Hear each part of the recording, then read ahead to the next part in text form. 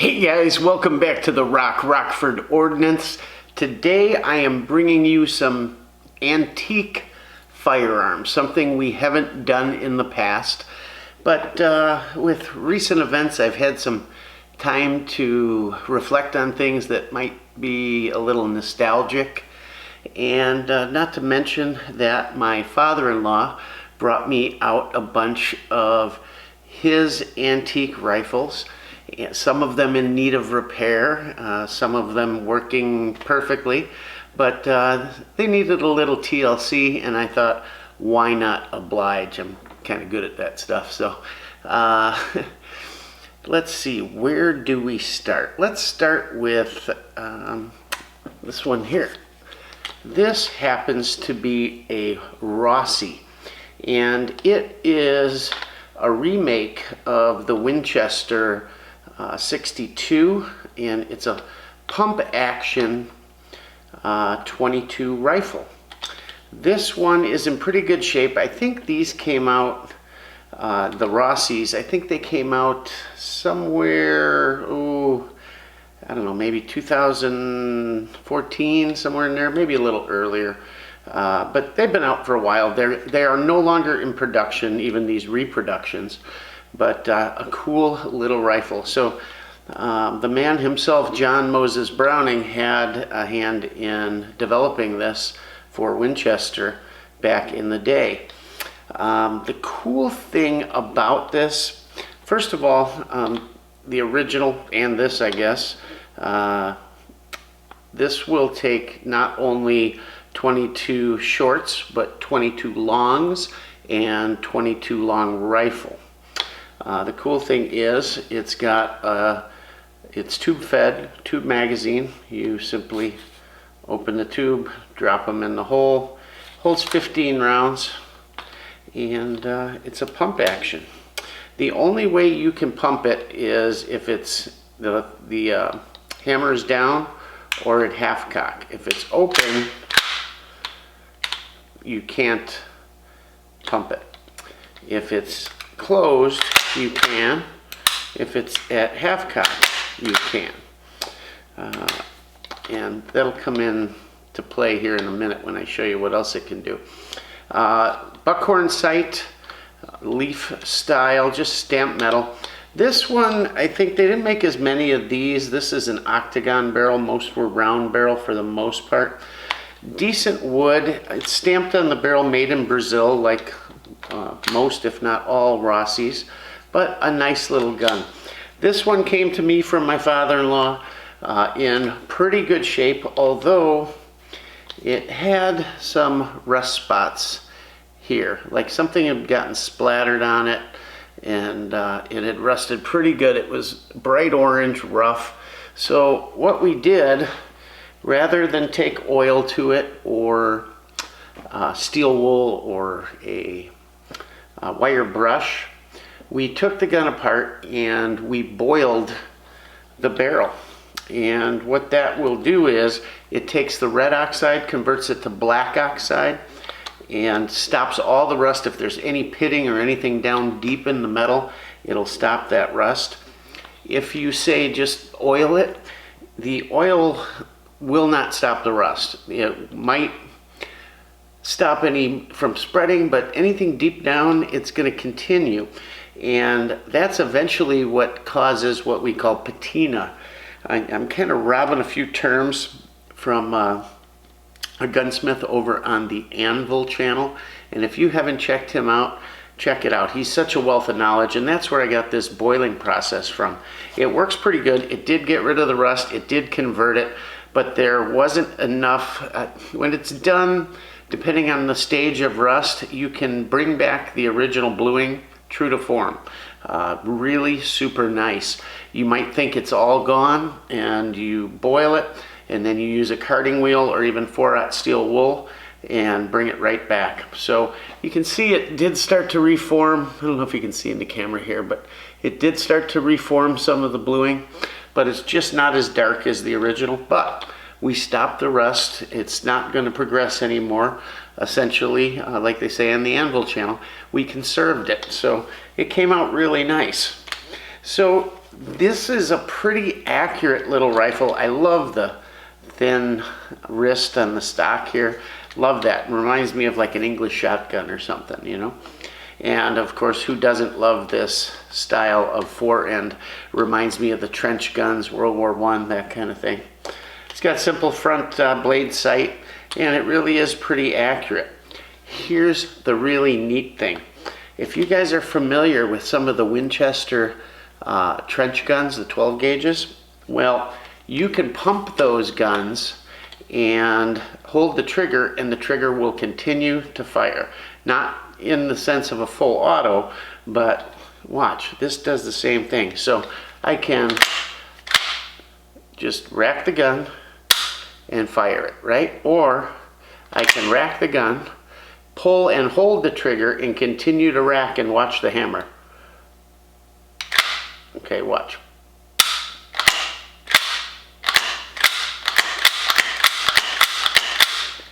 It will fire as fast as I can pump it if I hold the trigger, which is really neat. That's how the original was, and that's how this is. If they were to reproduce this gun today, which actually they have, Rossi has recently, I think 2000 or 2001, put out another copy. They call it their gallery gun. If you guys remember the carnivals, and they'd shoot the little shorts or frangible rounds at the carnival, that's what this essentially is. Gallery gun, that's what they call them. So I just think this is so cool. It'll fire that fast. 15 rounds, it's a whole lot of fun. Light rifle. It is a milled receiver, nice heavy barrel, everything's steel on it. It's all blued. The top of the bolt or bolt carrier here is blued, but it came out like a plum color, and you'll see that on a lot of different things depending on the metal content and whatnot. Like I have a Bulgarian Makarov that the hammer, the safety, a couple other things are plum like that, so kind of cool. But just thought you'd think this was a neat rifle. And just when you thought it couldn't do anything else, let me show you this. It's got a little knob here, a screw. Well, you loosen that. Let me put it on half cock. You loosen that, and voila, a takedown. Pretty neat, huh? So you can put it in a backpack or whatever if you're going camping, something like that. But really cool little gun. Put it back together. Tighten the screw. Make sure everything's lined up here. And we'll tighten it down. And we're good to go again. So pretty neat gun. It's the Rossi 62. I'm not positive on when it was made, but maybe in somewhere between 1990 and 2014 or so, somewhere in there. But remake of the Winchester 62. Just thought you might like it, and been tinkering, making sure everything was good to go and that we wouldn't get any more corrosion or anything on this rifle. And we're going to bring you a range report on this rifle pretty soon. So pretty neat. Let's see what we have next. This one is kind of, well, it isn't kind of, it's very nostalgic. This was my father-in-law's, my father-in-law's grandfather. It was his rifle, and it passed to him as his first rifle. It was made sometime between roughly 1910 and 1933. I got a feeling this one's closer to the front of that. I don't know exactly what year it is because none of the stampings match up with the research I've done on it. It is a Stevens Scout. It's either a 14 or a 14 and a half. They say the difference is that the 14 has a one-piece stock and this has a two-piece, or the 14 and a half has a two-piece. Now, I read where they said the stock and the fore end are one piece. I've read where they said the stock was two piece. I'm not quite sure. It's obviously got a one piece stock. I don't consider a fore end a stock, but who knows? Maybe someone out there can help us here. So the original Scout 14 came out as a Little Scout, I should say, Little Scout. So the original one came out right around 1907, I believe. That was the patent date of this, July of 07. And they made them through 33. The 14 and a half came later, and which I believe this is. I'm going to trust the two-piece, the stock, the fore end from what I've read. I think this is the later one, but the barrel markings just don't match. This says, all it says anywhere on this gun is 22 LR rifle. That's all it says. There's not even a Stevens marking, but there's nothing else out there like it that I can find. It's a drop block 22 rifle. I wouldn't recommend firing today's high pressure loads through this, but I did fire a regular 22 LR standard velocity through it, and with the spring it handled it just fine. It's got a rather stout barrel on it, and it probably weighs, I don't know, 1.5 pounds, 2 pounds. Sights are brazed in, just a little notch sight in the back and a blade sight in the front. Looks like mild steel and looks like it was brazed in as well. I can see a little brass in there. A lot of these that you'll find, the front sight is that they were made for filing, first of all, so you could adjust the sights on it. And some of them that you find are almost totally gone. Maybe kids dragging them, I don't know. But this one has not been touched.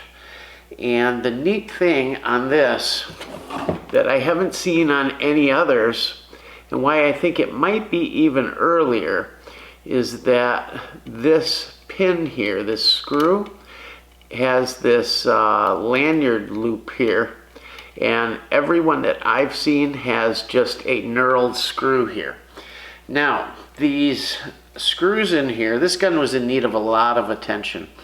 The drop block, which is this, so you load your shell in here, that's a little extractor, but you load the shell in there, you flip the lock block up. Let me see, I got put on half cock. So you load your shell in, and then with this knob, you flip your lock block up, cock it, and you're ready to go. Once it fires, you would move it back to half cock, open the breech, and it's not really an ejector as much as it is an extractor. Just pulls the shell out and you can toss it. With enough force, it might flip it out of there, but it's just meant to be an extractor. So really simple, works great.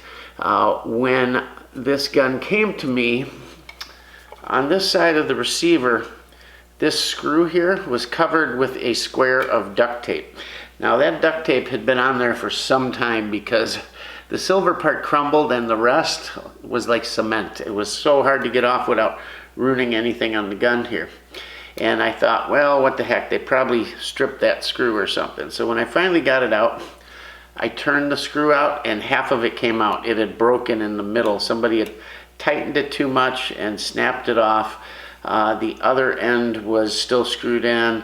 I was able to work it out. It wasn't a big deal. However, that screw held in the block, the drop block. So no real way we could fire it without repairing it. So I took it down, and it's a pretty simple operation. The drop block and the hammer run off a single spring between the two pieces. It's really a simple yet ingenious little way to go. There's a simple trigger spring with a plunger. The plunger was missing off the trigger.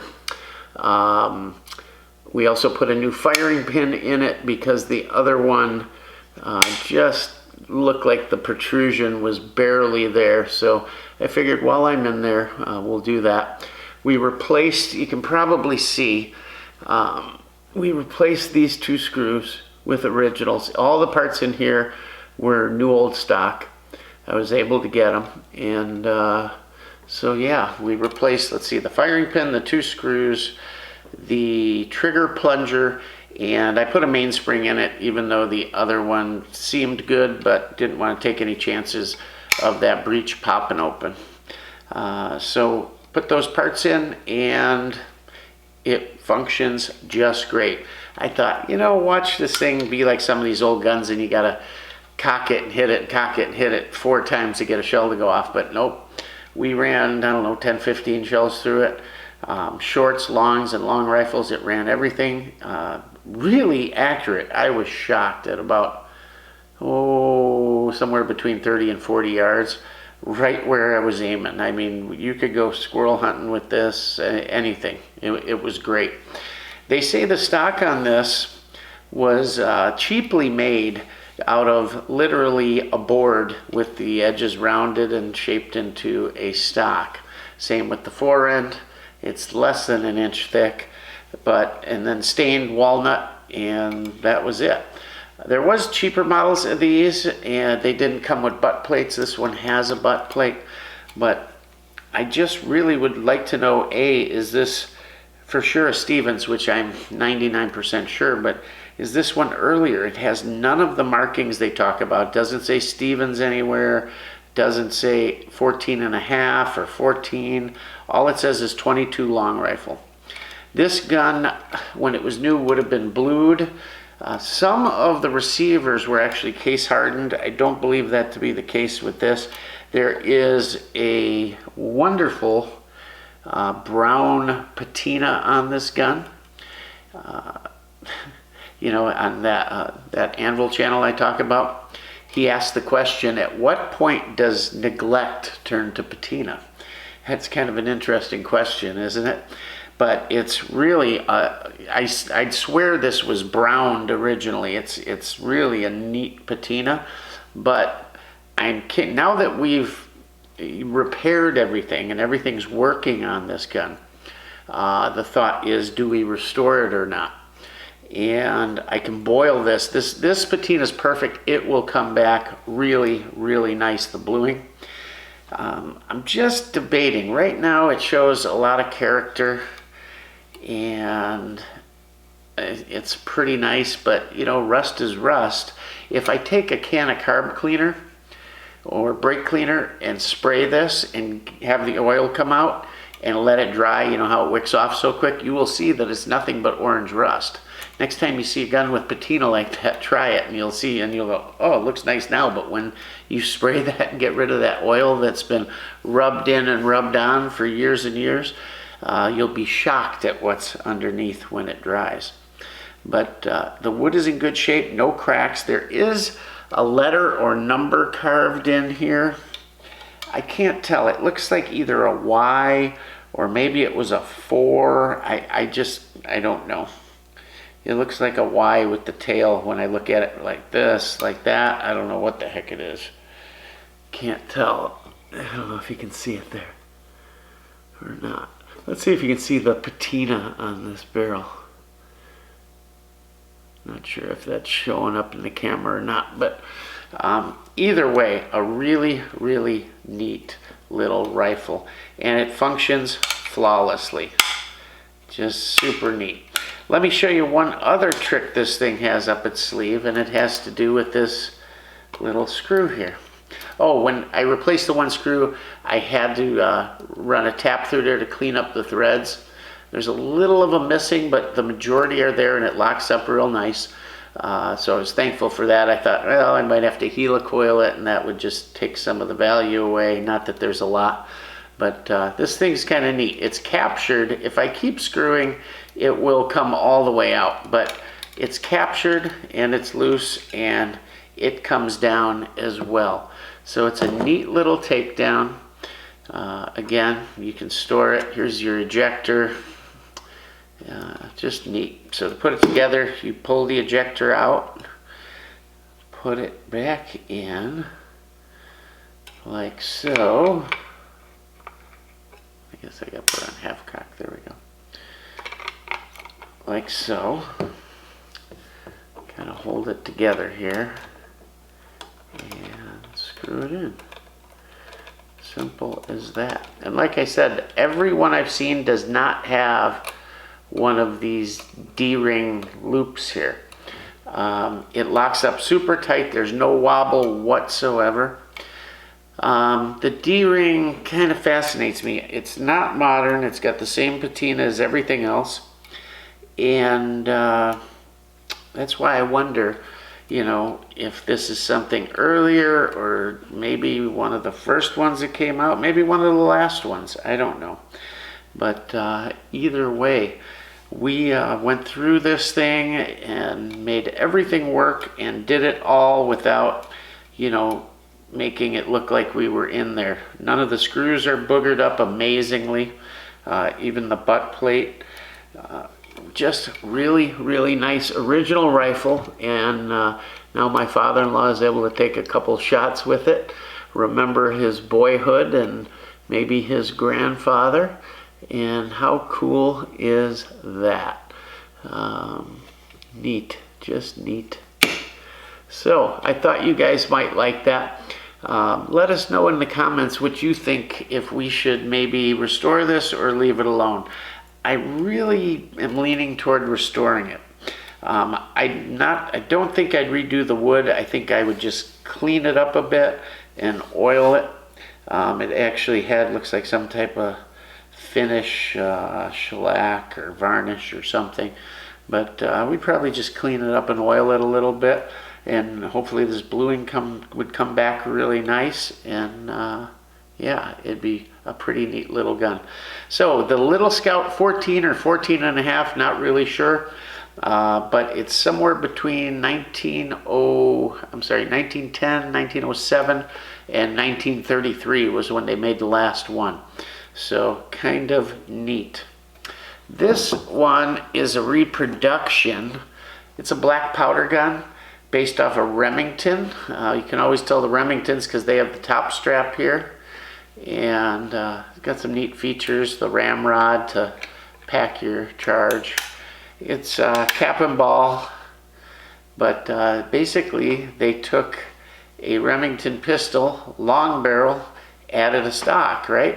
And this is factory. This is how they came from the factory back in the day. This is not a modern firearm. It is, although it is a reproduction, it's black powder, Civil War era, somewhere around there, and really kind of neat. As far as caliber, maybe a 38, somewhere in there. Not sure, I'll have to check it out. I haven't really looked at this much, been busy fixing those two, but this should be kind of fun to shoot. Like shooting a pistol with a stock. Gave them a little extra distance or stability, but something you don't see every day. Kind of neat. This one, just a couple dings in the stock. It's an Italian reproduction, so nothing special, but kind of recalls that era and just kind of neat, something you don't see all the time. So while we were at it, this got me going. I've had some time on my hands lately and just spend a lot of time reflecting about things and enjoying myself in kind of my quiet time and doing my gunsmithing. We saved the bluing on that one. We got this one up and running and we're going to restore it. I had a couple other guns. I'll bring you a separate video on those. They were, maybe you guys have something like this where you get a couple guns and something breaks on them or something goes down or something's not quite running right and you put them aside and you forget about them for a while. Well, we had one that I was so angry with that I tossed it in the corner of the garage and forgot about it for about 10 years. And we recently dug that out, and wait till you see what we did with that. It's really neat. The other one was a little pistol. You may have seen this in our pocket pistol video. It's an Ivor Johnson, I think a TP 22. and really a nice little gun. It's all metal. It's got a mag. It really, why I like it, I think it reminds me of the Makarov. It's got the heel mag release, holds 7+1, so 8 rounds. It takes down just like a Makarov. You pull the trigger guard down, lock it to the side, slide the barrel off, and it's a fixed barrel blowback design. Inside reminds me a ton of a Makarov. Even the safety's in the same spot, right? So all this neat stuff, it's like a mini Makarov. Ivor Johnson, rather inexpensive firearm, right? But man, this sucker runs. If you go back and look at my pocket pistol video, my buddy Jake was shooting this, I was filming, and he's shooting, and on the 8th round, it goes bang, and you see something metal go flying off, right? Well, we had lost the ejector. What had happened was there's a little pin in the top here that holds the ejector and the spring in. Well, that pin had worked its way up, and on that last shot, ting, it went flying. So the spring was still in there, the pin was in there, but barely, and we searched and searched in the grass for about 45 minutes, couldn't find that extractor anywhere. So when I ordered the parts for this little sucker, guess what they had? They had all the parts for this. So I got an extractor, and I ordered another spring and roll pin just in case, because I had put the gun in the safe, forgot about it. I thought, watch me get the ejector finally, and I lost the spring or something. But I still had the spring and that pin. Neat thing was, the new pin was a roll pin, fit much tighter. It's not going to fall out on us anymore. So we had to do a little working on the ejector to get that in there perfect, where it's moving real nice, and it's functioning just great. Just like a Makarov, it is a double action, single action.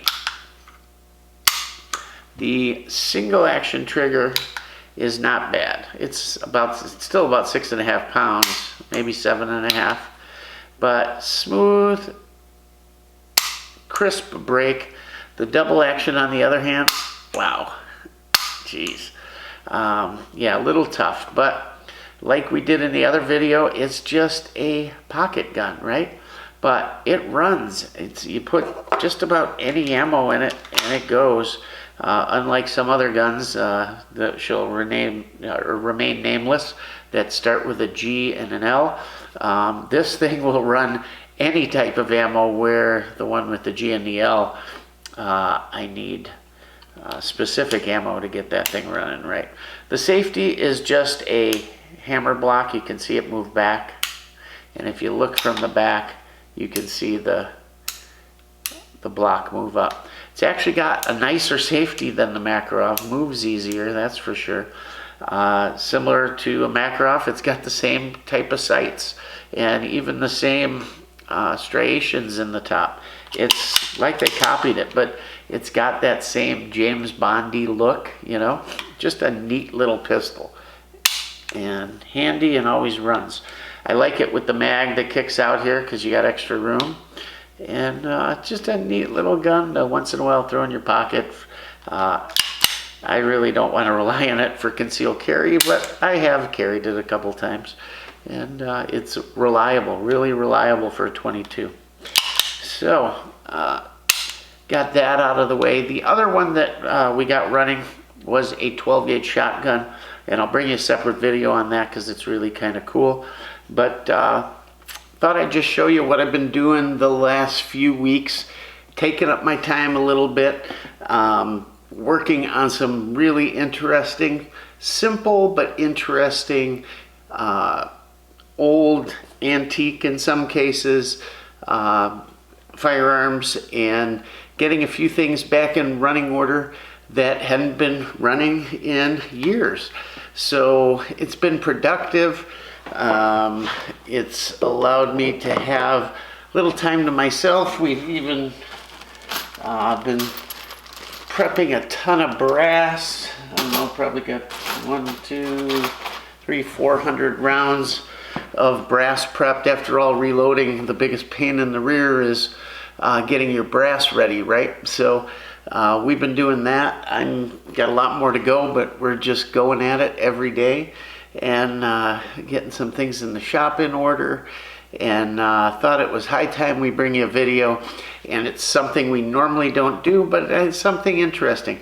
There's always something to be learned from old antique historic weapons, whatever it may be, whether it's maintenance, whether it's gunsmithing, whether it's mechanisms. It all stems from somewhere, and it's a lot of fun to mess around with. So let us know in the comments if you'd like to see this finished restored or left alone. And if we do restore it, we'll bring you the process. We've got a lot of videos. I was going to go today, and I just wanted to get this stuff finished up. But a lot of good stuff going to be coming out.